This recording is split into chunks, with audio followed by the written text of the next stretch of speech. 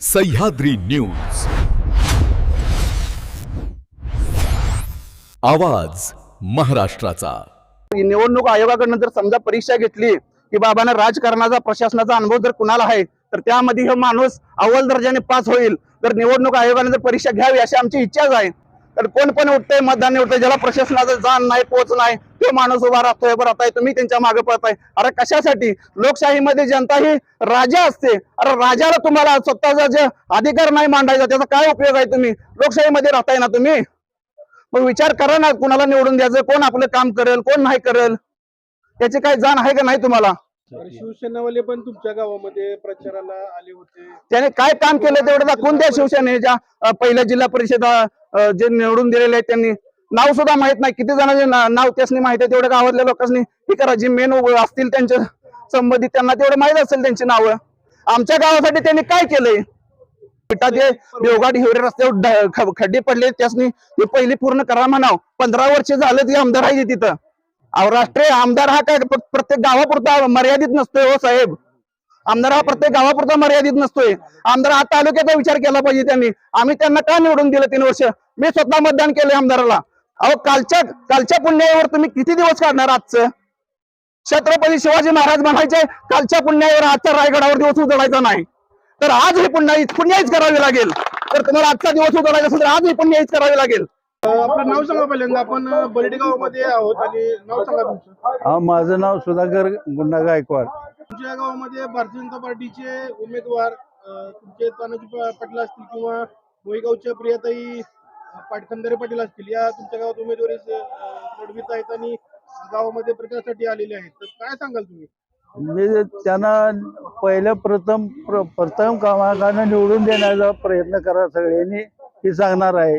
कारण का तर या माणसानं जवळजवळ मला वाटतं 20 वर्ष झाले आता सत्तेत नसताना त्यानं कामाचा डोंगर उभा केलेला आहे आणि इथून पुढे बी तो करण्याच्या तयारीतला माणूस आहे आणि तयारीतल्या माणसाला इथनं निवडून द्यावं हीच माझी इच्छा आहे, दुसरं काही नाही। उमेदवार कसा असावा तुम्ही काय सांगाल? उमेदवार कामाचा डोंगर उभा करणारा असावा, तो सगळ्याला प्रिय असावा। भारतीय जनता पार्टीच्या माध्यमातून तुमच्या बलवडी गावामध्ये विकास कामे काय झालीत काय? हो झालेले आहेत की। काय 4 कामं सांगताय काय? बंधारे झाले, पुन्हा टेंबूचं कामाचं श्रेय त्याच्याकडेच आहे। मी प्रमोद भीमराव गायकवाड, राहणार बलवडी गावचा रहिवासी असून आता सध्या चालू असलेल्या करंजी जिल्हा परिषद गट आणि पंचायत समितीच्या ज्या निवडणुका आहेत त्यामध्ये आमच्या गावातील तानाजी भीमराव पाटील हे उमेदवार आहेत भाजपमधून। त्यांचं निवडणूक चिन्ह आहे कमळ आणि जे जिल्हा परिषदला जे उभे आहेत त्या प्रियाताई सुनील खंदारे पाटील या मोहीगावच्या, त्यांचं निवडणूक चिन्ह आहे कमळ। हे जे भारतीय जनता पार्टीचे दोन्ही उमेदवार आहेत हे अतिशय कर्तृत्ववान व समाजाची जाण असणारे, समाजकार्याचे भान असणारे, समाजासाठी काहीतरी करावं यासाठी उभा राहिलेले उमेदवार आहेत। या अगोदरचे जे उमेदवार होते जिल्हा परिषदेचे ते आम्हाला माहित सुद्धा नाहीत, त्यांनी काय केले काय नाही याची काय पोच आमच्या गावात त्यांनी द्यावी आम्हाला। बाबा आम्ही तुमच्या गावात हा विकास केलाय तो विकास केलाय याचा काहीच संबंध नाही। आणि आता जे उमेदवार आहेत ते प्रियाताई म्हणाल त्यांनी गावची जे पाणीपट्टी असेल घरपट्टी असेल ते गावची मोहीगावची संपूर्ण त्यांनी भरलेली आहे। गोरगरीब मुलीची जे लग्न असतील ज्यांची परिस्थिती आर्थिक परिस्थिती हलाखीची आहे त्यांनी स्वतः लग्न लावून दिलेले आहेत। आणि तानाजी पाटलासोबत सांगताना जर बोलायचं झालं तर कोरोना काळात ज्या स्वतःच्या घरातील माणूस त्या डेड बॉडीला हात लावायला तयार नव्हता तेव्हा हे माणूस तिथं जाऊन स्वतः ती मडी उचलायचं काम त्यांनी केलेलं आहे। आणि तुम्ही यासाठी माझ्या गावातील लोकांना माझं कळकळीची विनंती आहे की बाबांनो तुम्ही हे तानाजी नानाच्या मागे तुम्ही पूर्णपणे उभा राहिलं पाहिजे। तुम्ही दुसऱ्या गावचा माणूस निवडून आणण्यासाठी आपल्या पाठीत खंजीर तुम्ही कशासाठी खुपसताय? ही सगळ्यात मोठी शोकांतिका या बलवडी गावची।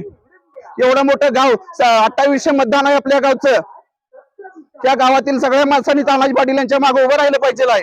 आणि दुसरं त्यांची कामाची पोच द्यायची म्हणलं तर अग्रणी नदीवरील जे बंधारे झालेत 100 फुटावर बंधारे त्यांनी केलेत। पाणी आडवे पाणी जिरवा जे जलसंधारणाचं काम होतं पहाटे 4 वाजता माणसं इथनं उठून जायची, खोरं पाटी कुदळी घ्यायची डोंगरात तिथं जलसंधारणाचं काम पाणी आडवा पाणी जिरवा ही योजना त्यांनी राबवलेली आहे। त्यासाठी त्यांना महाराष्ट्राचे मुख्यमंत्री देवेंद्र फडणवीस यांच्याकडून पुरस्कार प्राप्त झालेला आहे। आपल्या उमेदवार जे उभा राहिले तानाजी नाना पाटील हे गावची जाण असणारे, जर निवडणूक आयोगाकडनं जर समजा परीक्षा घेतली की बाबांना राजकारणाचा प्रशासनाचा अनुभव जर कुणाला आहे तर त्यामध्ये हे माणूस अव्वल दर्जाने पास होईल. तर निवडणूक आयोगाने जर परीक्षा घ्यावी अशी आमची इच्छाच आहे.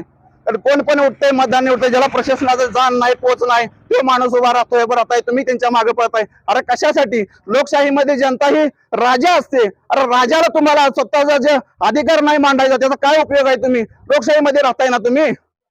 मग विचार करा ना, कुणाला निवडून द्यायचं, कोण आपलं काम करेल कोण नाही करेल, याची काही जाण आहे का नाही तुम्हाला? शिवसेनावाले पण तुमच्या गावामध्ये प्रचाराला आले होते. त्याने काय काम केलं तेवढं दाखवून द्या. शिवसेनेच्या पहिल्या जिल्हा परिषद जे निवडून दिलेले आहेत त्यांनी नाव सुद्धा माहित नाही, किती जणांचे नाव त्यासनी माहित आहे तेवढ्या गावातल्या लोकांनी हे करा. जे मेन असतील त्यांच्या संबंधित त्यांना तेवढं माहित असेल त्यांची नावं. आमच्या गावासाठी त्यांनी काय केलंय? तुमच्या गावामध्ये काही आता आर्थिकदृष्ट्या काही अडचणी आहेत का सध्याला? नानांनी बऱ्यापैकी स्वतःकडे जरी त्यांच्याकडे आता पंचायत ग्रामपंचायत तर त्यांच्याकडे नाही तरी सुद्धा त्यांनी कामाचा जी पहिली जी कामं मंजूर करून आणली तीच कामं अजून त्यांची चालू आहे तिथं. रस्त्याचा विषय असेल, पाण्याचा विषय असेल किंवा आरोग्याचा विषय असेल. आरोग्याचा विषय म्हणला तर कोरोना काळात जी अँब्युलन्स आता पंचक्रोशीतल्या गावाला कुठं प्रत्येक कुठल्या ग्रामपंचायतीला अँब्युलन्स आहे का तेवढी बघा. तुम्ही न्यूज रिपोर्टर आहात, तुम्ही म्हणजे काय तुम्ही जाऊन चौकशी करा प्रत्येक गावात कुणाच्या गावात बाबा आहे का अँब्युलन्स. आमच्या गावात त्यावेळेला जी बाहेरच्या राज्यातून डेड बॉडी इथं येत नव्हत्या त्यासाठी सुद्धा त्यांनी प्रयत्न केला की बाबांना गावात त्या व्यक्तीचं डेड बॉडी आली पाहिजे, अंत्यसंस्कार आपल्या मायभूमी झाले पाहिजे, त्याच्यासाठी त्यांनी खूप प्रयत्न केले. कचरा गाडी तर चालूच आहे. पिठाचे देवघाट हिवरे रस्त्यावर खड्डे पडले त्यासनी ते पहिली पूर्ण करा म्हणाव. 15 वर्ष झालं ती आमदार आहे तिथं. त्याने काय केलं? या करून दाखवा ना तुम्ही, आम्ही तुम्हाला मत देतो. आम्ही लोकशाहीमध्ये आहे, कोणाच्या बाजूने बोलायचा काय अधिकार नाही, म्हणजे आम्हाला कळतं. मी सुशिक्षित नागरिक आहे. रस्ते म्हणताय की तुमच्या गावात रस्ते म्हणताय? राष्ट्रीय आमदार हा काय प्रत्येक गावापुरता मर्यादित नसतोय हो साहेब. आमदार हा प्रत्येक गावापुरता मर्यादित नसतोय. आमदार हा तालुक्याचा विचार केला पाहिजे त्यांनी. आम्ही त्यांना का निवडून दिलं 3 वर्ष? मी स्वतः मतदान केलंय आमदाराला. पहिले टेंबूचं जेव्हा पाणी आणलं ना त्यांनी तेव्हा आम्ही मतदान केलंय आमदारांना. अहो कालच्या पुण्यावर तुम्ही किती दिवस काढणार? आजचं छत्रपती शिवाजी महाराज म्हणायचे कालच्या पुण्यावर आजच्या रायगडावर दिवस उजळायचा नाही, तर आज ही पुण्याईच करावी लागेल. तर तुम्हाला आजचा दिवस उजळायचा असेल तर आज ही पुण्याईच करावी लागेल. हे महाराजांचं ब्रीद वाक्य होतं.